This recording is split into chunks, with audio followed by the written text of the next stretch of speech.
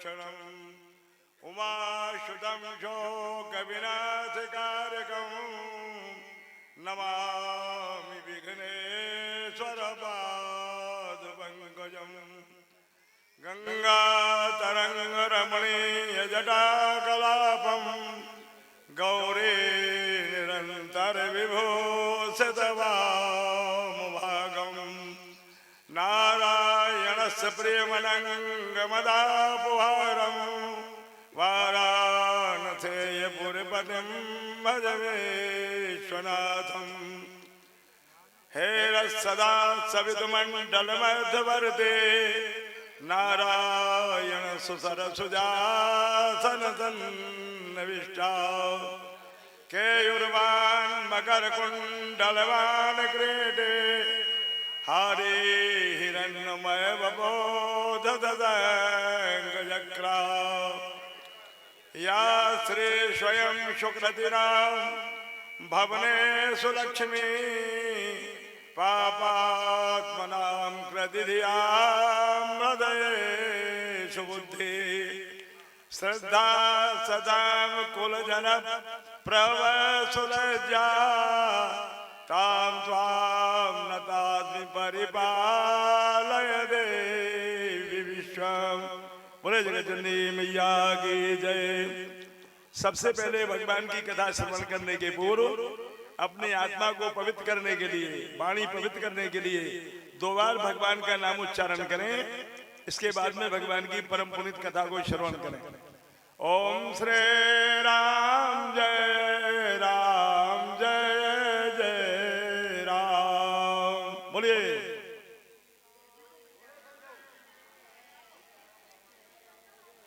अभी कहीं पंगत हो रही होती और रसगुल्ला वाला उधर जाता परसने के लिए, सब लोग चिल्ला पड़ते खड़े हो गए, इधर लाओ इधर लाओ, लेकिन भगवान का नाम कोई नहीं बोल रहा है। अरे राम राम। देखिए एक बार पाप कहने लगा भगवान से। पाप जो होता है वो भगवान से कहने लगा कि पाप कहे भगवान से और मौका उठाओ दिखाओ। पाप भगवान से कहने लगा महाराज कथा को बोलोगे गांव में लगो, लेकिन मोई भी मालूम पड़ो कि कथा हो रही मानसिंह दाऊख है, लेकिन मैं जाऊं तो जाऊं कैसे कथा सुनने के लाजे। जब भगवान की कथा होती है वहाँ हनुमान जी कथा सुनने जाते हैं, कोई भी ना है गांव का, लेकिन हनुमान जी वहाँ पहुंच जाते हैं जब राम कथा होती है। रामचरित सुनबे को रसिया, भगवान की कथा को सुनने के लिए सबसे ज्यादा रसपान करने वाले अंजनी नंदन भगवान हनुमान जी हैं। तो वहां पर हनुमान जी स्वतः पहुंच जाते हैं बिना बुलाए। भगवान जो है बिना बुलौआ के चले जाते हैं। तो पाप जो है भगवान हनुमान जी ने बोला महाराज जो बताओ मोई भी कथा सुनने, लेकिन मेरा जी हनुमान जी को डर लगे थे सुनो कि वे कथा से मुंह मारे। भगवान बोले हम तुम्हें बढ़िया स्थान बता रहे हैं, अगर तुम्हें कथा सुनना हो तुम्हें कोई नहीं रोक पाएगा। बोले महाराज क्या कि पाप कहे भगवान से मौका उठाओ दिखाओ, जो कीर्तन में मौन रहे थे ही मुख बैठो जाए। भगवान विष्णु जी ने पाप को बताया। भगवान के कीर्तन में जो कीर्तन न करे, मुंह बंद करे रहे, बत्ती से ही साधन की किवाड़ लगाए रहे, 2 ओठन की पर्दा डाले रहे और चुपचाप बैठो रहे, समझ लो कि उसी के मुंह में कान में हो जाकर के मुंह में बैठ जाना। पाप को बता दिया कि उनके मुंह में जाके बैठ जाना, बड़े आनंद के साथ भगवान की कथा सुनना, तुम्हें कोई नहीं भगा पाएगा। तो देखो पड़ोस में देख लेना, पाप जिसके मुंह में बैठा होगा वो बिल्कुल चुपचाप बैठो, ये न वो राम राम कहे न कछु कहे न बातें करे, और जी के मुंह में पाप न हुई भगवान को भजन करे। बोलिए विष्णु भगवान की। ओम श्री राम जय राम जय जय राम।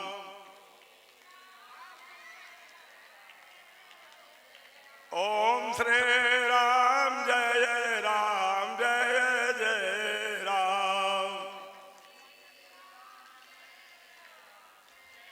जय राम। ओम श्री राम जय राम जय जय राम। ओम श्री राम जय राम जय जय राम। ओम श्री राम जय राम जय जय राम।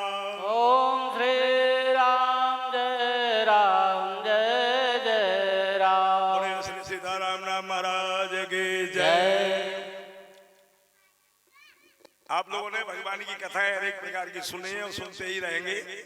यहाँ पर हमारे यादव जी के यहाँ भगवान का पार्थिव पूजन, जिसको कहते हैं महामृत्युंजय जाप, माने मनुष्य अगर मृत्यु के मुंह में भी पहुंच जाए, उस मंत्र को पढ़ लिया जाए, भगवान शिव की आराधना करवा दी जाए, तो यमराज उसके प्राण को छोड़ करके भाग जाते हैं। इसका नाम है महामृत्युंजय।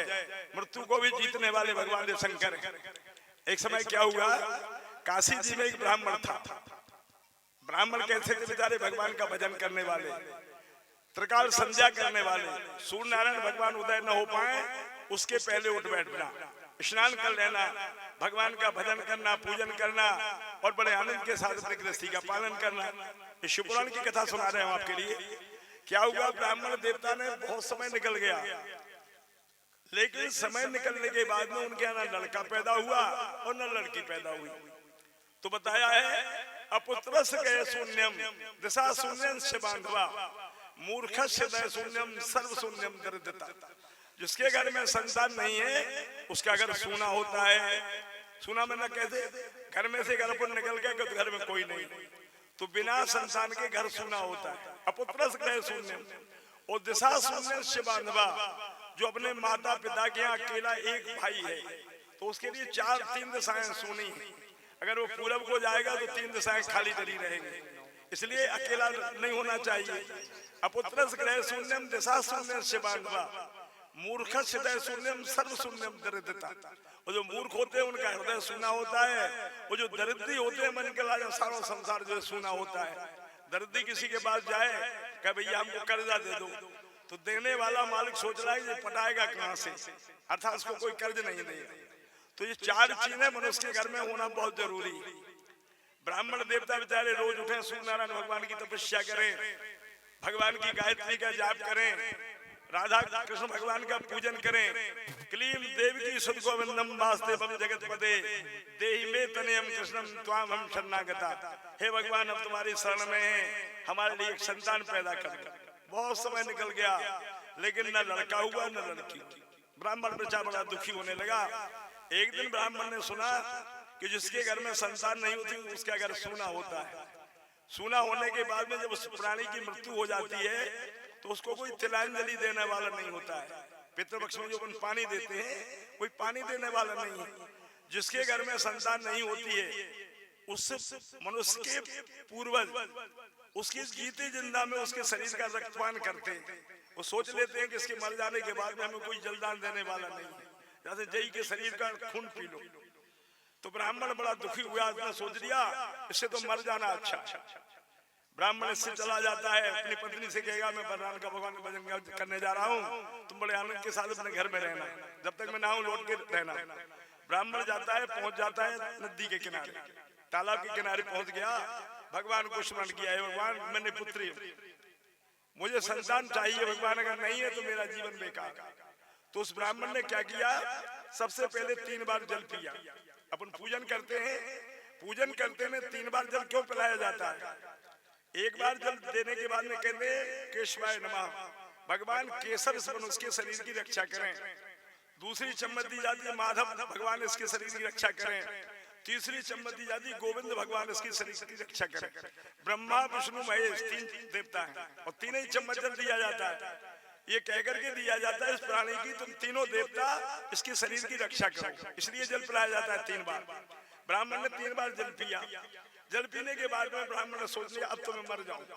ब्राह्मण ने जैसे नाक को बंद किया और पानी में डुबकी लगाई, भगवान भोलेनाथ शंकर जी प्रकट होकर के आ गए कि महात्मा मन करके उन्हें शंकर भगवान की कथम रोदसी विप्रा। उन्हें तुरंत हाथ पकड़ के बाहर निकाल लिया। बोले भाई क्यों मर रहे हो, क्या बात है, रोने का कारण बताओ। ब्राह्मण कहने लगा महाराज मेरी पुत्री, मेरे यहाँ कोई संतान नहीं है, प्रभु कृपा करके मुझे संतान पैदा करें। भगवान बोले भैया हम देखते हैं तुम्हारे भाग्य में है संतान या नहीं। 4 चीजें 5 चीजें मनुष्य को भाग्य से मिलती हैं। अब भगवान देखने लगे उसके भाग्य में संतान का सुख है या नहीं। भगवान ने थोड़ी देर के लिए नेत्र बंद किए। भगवान कहने लगे भैया 7 जन्म तक तुम्हारे यहाँ कोई संतान का सुख नहीं। अब तो ब्राह्मण ने सोची गले मैं तो जा जानत तो कि 1 ही जन्म में नहीं है। और जी बाबा जी कह रहे कि 7 जन्म संतान का सुख नहीं है, तो इससे तो मैं जल्दी जल्दी मर जाऊं तो 7 बार निपट जाऊंगा। जल्दी डुबकी लगाई, भगवान ने फिर पकड़ लिया, रुक जाओ। बोले हम तुम्हारे भाग में तो नहीं है, लेकिन हम परोपकार करने के लिए तुम्हें एक फल दे रहे हैं, इस फल को ले जाकर के अपनी पत्नी को खिला देना, पत्नी तुम्हारी ये फल को खा लेगी, उसके बढ़िया एक सुंदर बालक पैदा होगा, लेकिन बेटा उसकी आयु थोड़ी कम रहेगी। बोले महाराज ठीक है। फल को लेकर के बड़े आनंद के साथ अपने घर आया, पत्नी को बुलाया, पत्नी से कहा हम वनांतर में गए हुए थे, तपस्या करते समय एक महात्मा जी आए, महात्मा जी ने हमको फल दे दिया और कह दिया इस फल को ले जाकर के अपनी पत्नी को खिला दो, 9वें महीने में आकर के बढ़िया सुंदर बालक पैदा होगा। पत्नी ने बड़े आनंद के साथ प्रसाद लिया, उसका पान कर लिया, धीरे धीरे गर्भवती हो गई। 9वें महीने में जाकर के उससे बढ़िया सुंदर बालक पैदा हुआ, जिसकी कांति भगवान सूर्य नारायण के समान उज्ज्वल, अंग अंग प्रत्येक में शोभा बढ़ रही है। बालक को देख करके ब्राह्मण बड़ा प्रसन्न हुआ। थोड़ी देर के बाद में उसने कहा, पत्नी बोली एक काम करो, जाको नाव तो पूछ लो का है मोड़ा। वे बोले मैं जात से देखत कहूँ बाबा। जब बाहर से निकले तो वही शंकर भगवान फिर आ गए होते ऐसे। बोले क्या बात है? अरे बोले महाराज जी मेरा बालक पैदा हुआ है, उसका नाम बता दो, ये बताओ कि उसकी उम्र कितनी। भगवान देख दाख करके बोले भैया तुम्हारा लड़का बहुत बढ़िया है, लेकिन इसकी उम्र बहुत कम भी है और ज्यादा भी है। बोले कैसे? बोले इसकी 5 वर्ष की आयु है और इसकी 100 वर्ष की भी आयु है। अब ये बताओ तुम 100 वर्ष की आयु का वो बताऊं मैं तुम्हें विवरण, या जो है 5 वर्ष की आयु का? बोले महाराज इनको मतलब बता दो, 5 वर्ष की आयु में बालक क्या करेगा और 100 वर्ष की आयु में बालक क्या करेगा? भगवान बोले भैया 5 वर्ष की आयु में ये बालक जैसे सूर्यनारायण भगवान उदय होते हैं वैसे इसकी कांति बढ़ती जाएगी, पहले थोड़ी कम रहेगी, फिर ज्यादा तेज आएगा, फिर एकदम उसका प्रकाश हो जाएगा और सारे अंधकार को मिटा करके प्रकाशित कर देगा, तुम्हारे घर को आनंद कर देगा। आयु इसकी होगी केवल 5 वर्ष की, और 5 वर्ष के बाद में ये बालक जो है मृत्यु लोक को चला जाएगा। बोले महाराज दूसरे से इसकी आयु 100 वर्ष की होगी। 100 वर्ष की आयु में तुम्हारे माता पिता 7 पीढ़ी का बदनाम कर देगा, शराब पिएगा, डकैती लगाएगा, चोरी करेगा, जितने संसार में हमारा है वो सभी तुम्हारा बालक करेगा। बोलो कौन सा चाहिए? ब्राह्मण बोलो महाराज अगर मैं 5 वर्ष को ला जाए तो पत्नी ला रहे, और अगर मैं 100 वर्ष को ले जाए तो बोले कि तुम्हें सुखाए ले आए। वो पूछे हम लोगों ने, करे आगे पत्नी से गई, बोले भैया महाराज कह रहे कि लड़का की 2 उम्रें दे रहे हम, एक 5 वर्ष की और एक 100 वर्ष की, कौन सी चाहिए? पत्नी बोली कल तुम तो एक काम करो 5 वर्ष को मांग ले आओ, 5 वर्ष में जो कुछ करे सो कर दे, जाके बाद में खत्म हो जाए, अपन ना हो जाए कि संतान भाई तो या नहीं, लेकिन मर गई। पत्नी समझदार थी बेचारी, आई बालक पैदा हो गया, भगवान ने कह दिया जाओ इसकी उम्र बढ़ जाएगी। अब देखिए जैसे जैसे बड़ा बालक, अपने घर में बालक पैदा होता है, जब बालक ने बड़ो हो सुम्मा कहने लगती बेटा कहो पापा, कि बेटा जिंदगी में पाप करियो, अच्छो काम जन करियो, पापा आ रहे तुम्हारे, बड़े पापी आ रहे हो तुम पाप करियो। और फिर इधर कहने लगती है, पापा कहते बेटा इतनी मम्मी है, बेटा मांस खाइए, शराब पिए, जो तो कर पाए तो करिए। आजकल के जमाने में जो शिक्षा दी जाती है, उन ब्राह्मण ने क्या किया, जब बालक 2.5 वर्ष का हो गया तो 2.5 वर्ष के बाद में वो बालक के लिए उसके पिता राम नाम कहना सिखा दिया। अपन पापा मम्मी को आउट है, वो कहना राम राम राम कह करके कहने लगा, तो उसकी आयु 3.5 वर्ष की हो गई, 4 वर्ष की हो गई। उसके पिता ने बालक के लिए कह दिया बेटा यहाँ द्वारे पर बैठ जाओ, जो कोई अपने घर से निकले हाथ जोड़ के उसको राम राम करना। बताओ आजकल के जमाने में कोई राम राम करत का? उसे शायद ये 100 में से 10 आदमी राम राम करते हुए बड़े भारी में जा रहे हैं। उस ब्राह्मण के बालक को उसके पिता ने क्या सिखाया? राम राम करना। जो कोई घर से निकले कई ईश्वर अंश जीव यवनासी, उसके पिता ने बालक को बताया पुत्र संसार में जितने जीवात्मा हैं वो सब भगवान के ही अंश हैं। भगवान का अंश जब मनुष्य में से निकल जाता है वो मृत्यु को प्राप्त हो जाता है। इसलिए जो भी अपने द्वार से निकले, गाय निकले, कुत्ता निकले, बैल निकले, मनुष्य निकले, घोड़ा निकले, सभी को भैया राम राम, क्योंकि ईश्वर के अंश हैं। बालक को आदत पड़ गई, ऐसे ऐसे जो भी निकले घर के द्वार से भैया राम राम, दद्दा राम राम, वे देख ही ना पाए, चाहे वे करें चाहे ना करें, बालक कहने लगा भैया राम राम। बहुत बड़ा हो गया। अब एक दिन जब बालक बड़क हो गया तो उसने बालक को सिखाया बोले हाथ जोड़ करके प्रणाम करने का कुछ और फल होता है, और टेनियन से हाथ जोड़ के बाको और ज्यादा फल होते हैं। वो जो पेड़ भर के प्रणाम करे बाको असंख्य जो है फल मिलता है। तो मोड़ा से कह दो कि जो घर से करे लेकिन वो पेड़ भर के राम राम करे, फिर हाथ जोड़ ले दादा राम राम, बाबा राम राम, वो खड़ा हो जाए। दैव योग से बाद उसकी आयु कितने वर्ष की हो गई? 4 वर्ष और 9 महीने की। अब 3 महीना बचे केवल। अब 3 महीना में बाकी बाप ने सोची क्या करना चाहिए। उसी समय कुंभ का मेला लग रहा था। मेला के समय में बहुत यात्री जा रहे थे तीर्थराज। सुबह ने बच्चा के लाले घर के द्वार बिठा दिया, जो कोई निकले वह राम राम करो। दैव योग से क्या हुआ? सप्त ऋषि महर्षि वाल्मीकि, विश्वामित्र, गौतम जी, भृगु जी, वशिष्ठ जी, 27 ऋषि जाके और कुंभ में स्नान करने जा रहे थे। जैसे ही बाकी द्वार और कड़े तो मोड़ा तो आदत पड़ी थी कि मुनि मंडली को महीने भर के और तुझ बालक दंड प्रणाम किया। चिरजीवी हो ऋषियों ने आशीर्वाद दिया। जैसे ही सप्त ऋषि कड़े पर नेक में जाके उनके आगे सांग पड़के महाराज जय हो आपकी। सब ऋषियों ने उठा के हृदय से लगा लिया। बताओ कल 5 वर्ष को मोड़ा और साष्टांग प्रणाम कर रहा है। 7 ही ऋषियों ने कह दी अपने मुंह से दीर्घ आयु हो, बहुत बड़ी उम्र हो जाए। सुनने में बताइए आप कल्याण दो। बोले महाराज जाए केवल 1.5 महीना हो जीने जाकी, तुम उम्र कले केवल 5 वर्ष की है, और तुमने अपने मुंह से एक ने नहीं 7 ने कही के जागी उम्र बड़ी हो जाए। महाराज तुम तो है ही रहो, मैं तुम्हें सेवा करूं। बढ़िया तुम्हें दूध दही हमें जजमान के थी, बढ़िया खीर रसगुल्ला जो खाने हो तुम महाराज बड़े राजन के साथ रहो। और जब मोड़ा के जो 5 वर्ष पूरे हो जाएं और जो मोड़ा बनो रहे सो मैं तुम्हें विदा करूं। अब बाबा एक दूसरे तरफ को चलने लगे, भैया कहते तो कह दे कहते उम्र बहुत बड़ी हो जाए। वो कले कहूँ जो मोड़ा मर गो तो बांध के मारे। दादा भैया एक काम करो, कह दो कि भैया रमता योगी बहता पानी, गंगा जी की धार कभी रुकती नहीं है, बहती है। वो जो संत होते हैं वो एक जगह नहीं रुकते, चलते फिरते। बोले भैया हम यहाँ तो रुक नहीं सका, अगर तेरे मन में शंका है कि मेरा बालक जिंदा नहीं रहेगा तो एक काम कर जा दान कर दे, तो तेरा नाम हो जाएगा कि इन्होंने एक लड़का साधु कर दिया और ये बालक हमारे पास रहेगा। और तेरे सामने जब इसका कुछ नहीं होगा तो तेरे मन में प्रसन्नता रहेगी कि हमारे पिता हमारा बालक जिंदा है। पति पत्नी ने विचार किया कल जाही वहां सांची, अगर अपने सामने लड़का मर जाए तो अपन को दुख हुई, और बाबा ले जाए तो बन जाने तो वो बाबा होगा। लेके बाबा चल दिए। अब देखिए बाबा जी पहुंचे तो सबसे पहले कहाँ पहुंचे? प्रयागराज गंगा जी। गंगा जी में लोग स्नान क्यों करते हैं? गंगा पापम, गंगा जी में कितना भी बड़ा पापी चला जाए एक बार स्नान करने से उसके पाप सब जो है धुल जाते हैं। सप्तऋषियों के साथ में जाकर के बालक ने गंगा जी में 7 दिन तक खूब स्नान करे। स्नान करने के बाद में तैयार हो गए। अब मोड़ा की उम्र बच्ची केवल 5 दिन। सप्तऋषि आपस में कहने लगे कले भैया बताओ अब क्या हुई है? आज से 5 दिन जो मोड़ा मर जाए कछु है उपाय? कले भैया गंगा जी की शरण में आ गए, गंगा जी बचा है। गंगा जी में स्नान करके बसंत पंचमी के दिन बालक को लेकर के सप्तऋषि कहाँ पहुंचे? ब्रह्मा जी के दरबार में। और ब्रह्मा जी के दरबार में पहुंचे सप्तऋषि ने जाकर के ब्रह्मा जी को प्रणाम किया।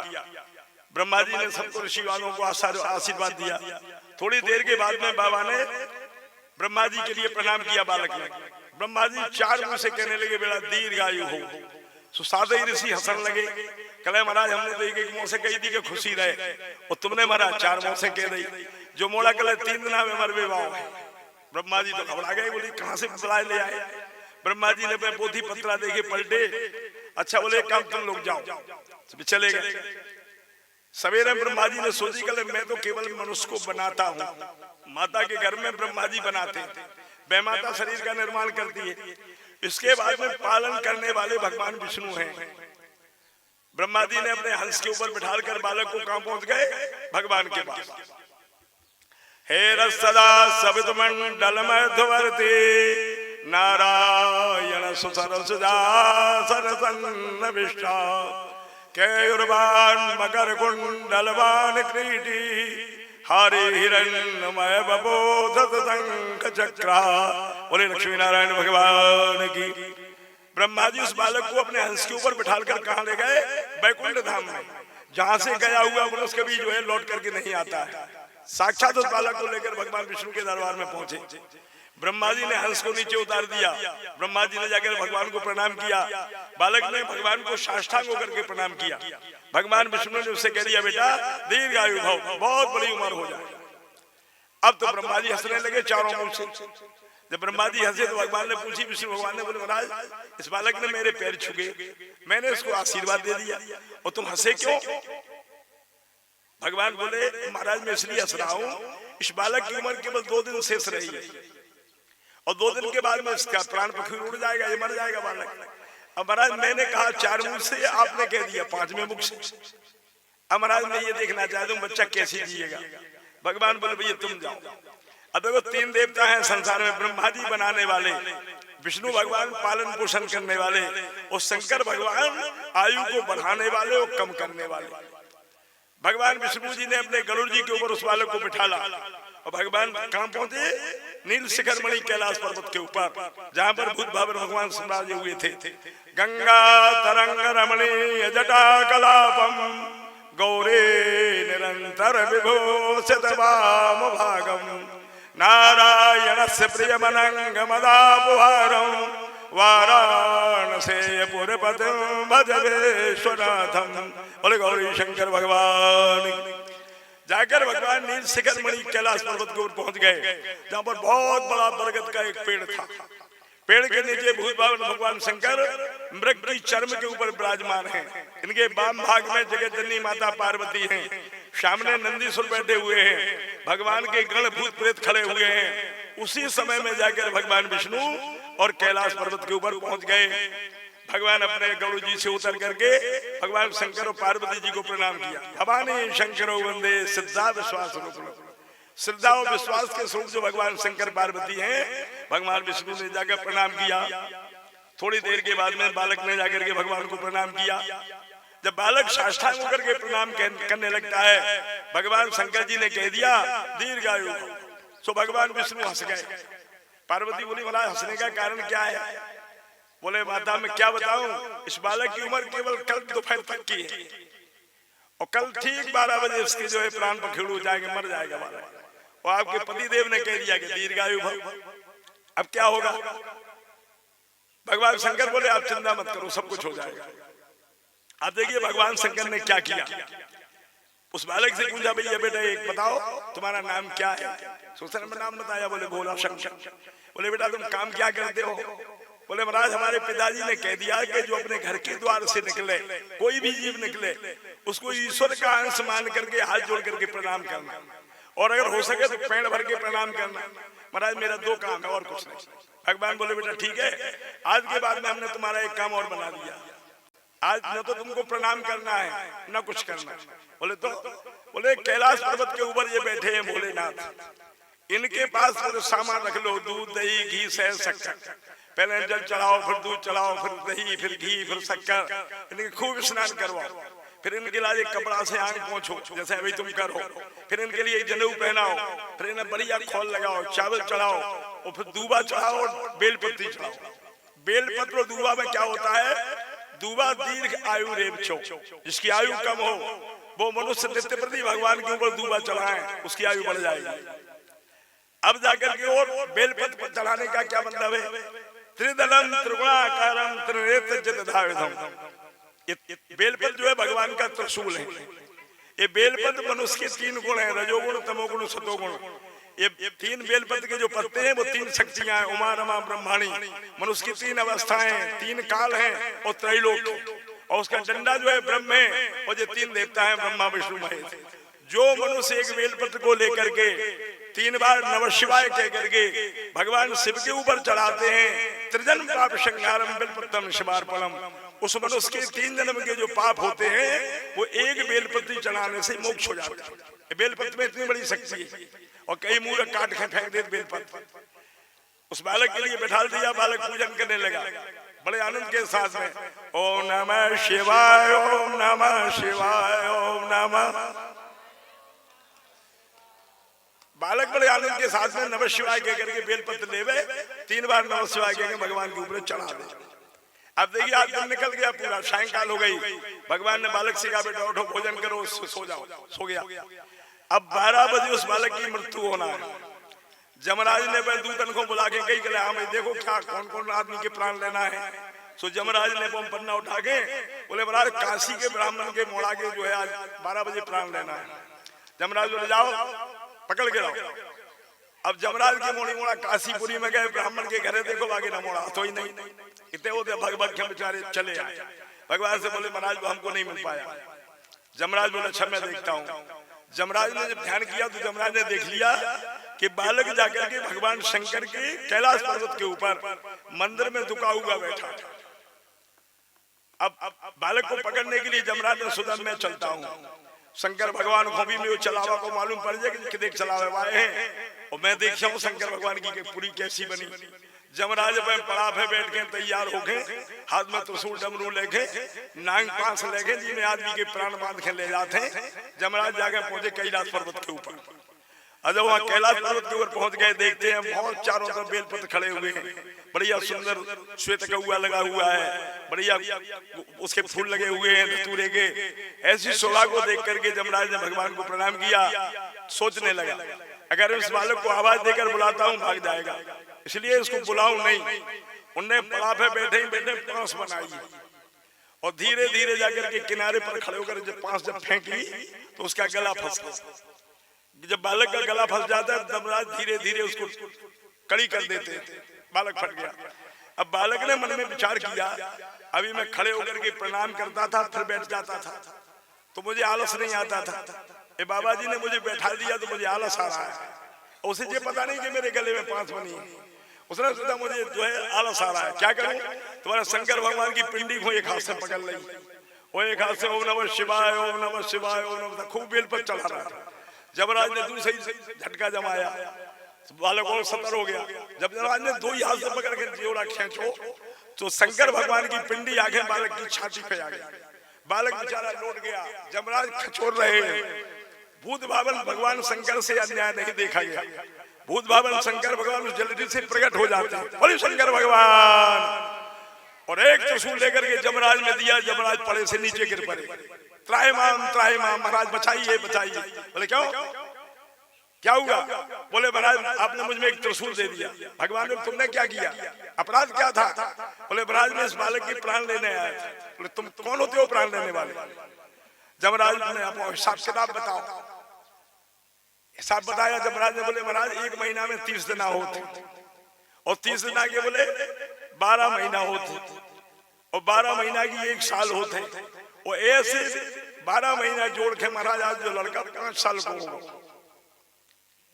भगवान बोले ये तो तुम्हारा हिसाब है मनुष्यों का। अरे मेरा सुनो।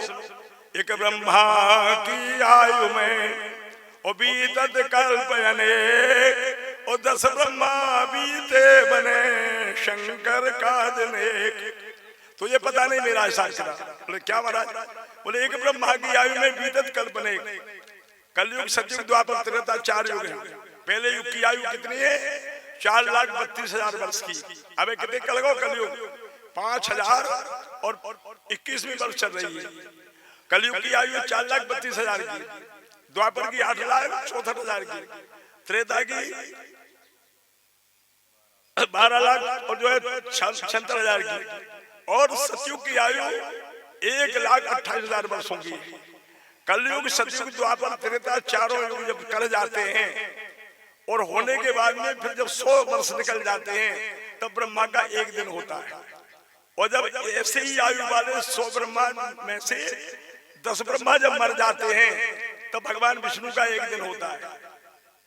और भगवान विष्णु जब 10 अवतार ले लेते हैं इसके बाद में शंकर भगवान का 1 दिन होता है। जमराज से कहा भगवान ने। बोले सुन ऐसे दिन के मास गिनो और मासन के पुनर्वर्ष ऐसे बालक जीवित रहे जीवे 5 वर्ष। अब गलत हिसाब लगा ले जोड़ करिए बहुत साफ खिलाफ। कलयुग सतयुग द्वापर त्रेता चारों युग एक बार निकल जाते हैं। इसको एक चौकड़ी कहते हैं। एक चौकड़ी भुगतने के बाद ब्रह्मा जी का 1 दिन होता है। जब 100 चौकड़ी निकल जाती है तब 10 ब्रह्मा होकर मर जाते हैं तब मेरा 1 दिन होता है। फिर मे दिन के दिन गिन महीना गिन और जो गिन के जो 5 वर्ष कबे हुई हैं। जमराज ने पोथी पत्रा हुई फेंक दे। जय हो महाराज हम तो गले तुम्हारे कैलाश पे झाड़ू लगाए हैं। हम जमराज को राज नहीं चाहत, कृपा करिए महाराज। जमराज बोलो महाराज नहीं नहीं तुम जाओ अपने घर जाओ, बालक को मत मारना है इसका।